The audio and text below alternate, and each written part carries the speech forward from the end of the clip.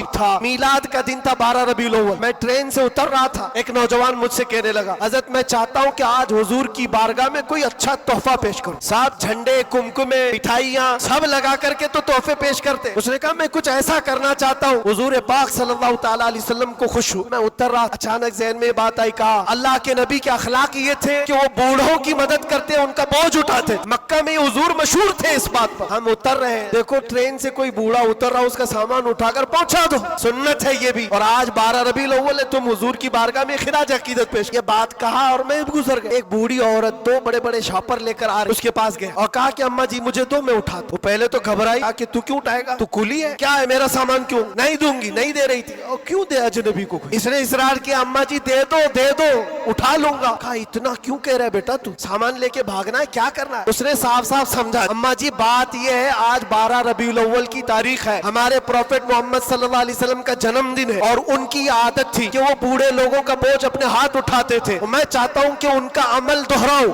उनके अखलाक पर अमल करूं और मैं उनकी रूह को खुश करूं। बूढ़ी के दिल में बात, ले बेटा, तू तेरे नबी की बात कर रहा है, तुम्हारा कोई त्योहार का दिन है, ये करना है तो करो। वो शॉप पर लेकर के गया, उसको जहां तक पहुंचाना था पहुंचाया। ये बात आई गई, गुजर गई। हम भी तो सोचते हैं कि छोटी सी बात। 6 महीने गुजर जाने के बाद उस नौजवान ने मुझसे कहा कि हज़रत वो बूढ़ी औरत जिसका मैं सामान उठाया, वो अभी राब्ते में, कांटेक्ट में अभी आई और कह रही है कि बेटा 6 महीने गुजर गए, अब तक मैं तेरे नबी का बायोडाटा ही पढ़ रही हूँ, अब तक मैं उनके अखलाक ही पढ़ रही हूँ। क्यों? तेरे उस अमल ने मुझे इतना मुतासिर किया, इस जमाने का कोई जवान, अरे मेरे बेटे मेरे पोते नहीं आए मुझे लेने, किसी और का बेटा मेरा सामान उठा रहा है, इसके अंदर इतना असर कहाँ से आया? और जब तूने बताया तेरे नबी के अमल है, मैंने सोचा कि उस नबी को क्यों ना पढ़ूं। पढ़ते पढ़ते मैं इस मकाम पर पहुंच गई।